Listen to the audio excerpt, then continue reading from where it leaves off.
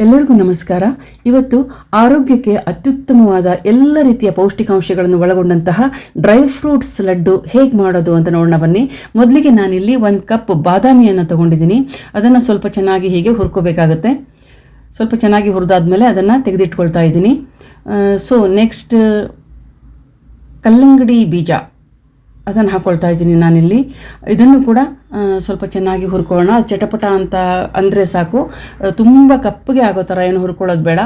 ಸ್ವಲ್ಪ ಚಟಪಟ ಅಂದರೆ ಸಾಕು, ಅದನ್ನು ತೆಕ್ಕೊಂಬಿಡೋಣ. ಇದನ್ನು ಕೂಡ ತೆಕ್ಕೊಂಡಾಗಿದೆ. ಇದು ಕಲ್ಲಂಗಡಿ ಬೀಜ, ಇದು ಕೂಡ ಆರೋಗ್ಯಕ್ಕೆ ತುಂಬಾ ಒಳ್ಳೆಯದು. ಬಾದಾಮಿ ಕೂಡ ತುಂಬ ಒಳ್ಳೆಯದು. ಹಾಗೆ ಗೋಡಂಬಿ ತೊಗೊಂಡಿದ್ದೀನಿ. ಸೇಮ್ ಗ್ಲಾಸಲ್ಲೇ ಎಲ್ಲ 1 ಕಪ್ ತೊಗೊಳ್ತಾ ಇದ್ದೀನಿ ನಾನು. ಗೋಡಂಬಿ ಕೂಡ ಅಷ್ಟೇ ಸ್ವಲ್ಪ ಚೆನ್ನಾಗಿನೇ ಹುರ್ಕೋಬೇಕಾಗುತ್ತೆ ಇದನ್ನು ಕೂಡ. ಸೊ ಇದು ಕೂಡ ಆಗಿದೆ. ಇವಾಗ ಇದನ್ನು ಕೂಡ ತೆಗೆದಿಟ್ಕೊಂಡ್ಬಿಡೋಣ.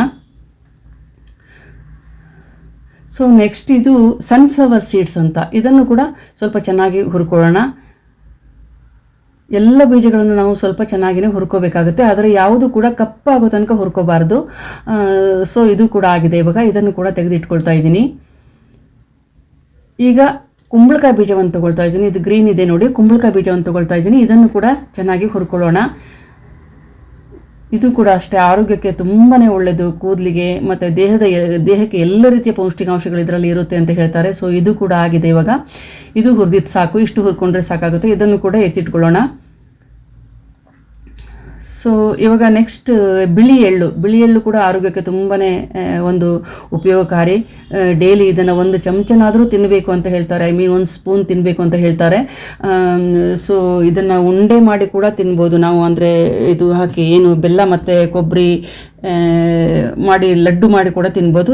ಇದು ಕೂಡ ಆಗಿದೆ. ಇವಾಗ ಹುರ್ಕೊಂಡಾಗಿದೆ. ಇವಾಗ ಎಲ್ಲವನ್ನು ಮಿಕ್ಸ್ ಮಾಡ್ಕೊಂಡ್ಬಿಡೋಣ. ನಾವೇನು ಹುರ್ಕೊಂಡಿದ್ವಿ ಎಲ್ಲವನ್ನು ಕೂಡ ಮಿಕ್ಸ್ ಮಾಡೋಣ. ಇದು ಬಿಸಿ ಇದೆ. ಇವಾಗ ಬಿಸಿ ಇರುವಾಗಲೇ ನಾವು ಮಿಕ್ಸಿಗೆ ಹಾಕೋಬಾರ್ದು. ಸೊ ಇದಕ್ಕೆ ಇನ್ನೂ 1-2 ಇಂಗ್ರೀಡಿಯೆಂಟ್ಸ್ ಸೇರಿಸಬೇಕು ನೋಡಿ. ಇವಾಗ ಅಂಜೂರವನ್ನು ಸೇರಿಸ್ತಾ ಇದ್ದೀನಿ. 3 ತೊಗೊಂಡಿದ್ದೀನಿ ಅಷ್ಟೇ, ದೊಡ್ಡದಿದೆ ಇದು 3 ಅಂಜೂರ. ನೆಕ್ಸ್ಟ್ ನಾನು ವಾಲ್ನಟ್ಟನ್ನು ಸೇರಿಸ್ತಾ ಇದ್ದೀನಿ ಇದಕ್ಕೆ.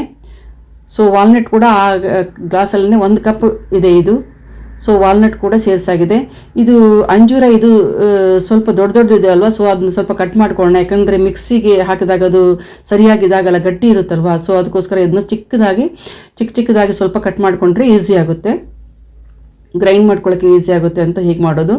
ಸೊ ಇದು ಕೂಡ ಆಗಿದೆ. ಇವಾಗ ಎಲ್ಲ ಮಿಕ್ಸ್ ಮಾಡ್ಕೊಂಡು ಇವಾಗ ನಾವು ಮಿಕ್ಸಿ ಜಾರಿಗೆ ಹಾಕಿ ಇದನ್ನು ತರಿಯಾಗಿ ಗ್ರೈಂಡ್ ಮಾಡ್ಕೋಬೇಕಾಗುತ್ತೆ. ಯಾವುದೇ ಕಾರಣಕ್ಕೂ ಇದು ನುಣ್ಣಗೆ ಗ್ರೈಂಡ್ ಮಾಡ್ಕೋಬಾರ್ದು, ಸ್ವಲ್ಪ ತರಿಯಾಗೇ ಇರಲಿ. ಸೊ ಇವಾಗ ಇದನ್ನು ನಾವು ಗ್ರೈಂಡ್ ಮಾಡ್ಕೊಂಡ್ಬಿಡೋಣ. ನೋಡಿ ಈ ಥರ ಗ್ರೈಂಡ್ ಆಗಿದೆ. ಇವಾಗ ಈ ಥರ ತರಿಯಾಗಿದ್ದರೆ ಇಷ್ಟಿದ್ರೆ ಸಾಕಾಗುತ್ತೆ. ಸೊ ಇವಾಗ ಉಂಡೆ ಮಾಡ್ಕೊಳ್ಳೋಕ್ಕೆ ಈ ಹಿಟ್ಟು ರೆಡಿಯಾಗಿದೆ. ಇವಾಗ ಪೌಡರ್ ರೆಡಿಯಾಗಿದೆ. ಇವಾಗ ಇಷ್ಟು ತರಿಯಾಗಿದ್ದರೆ ಸಾಕಾಗುತ್ತೆ.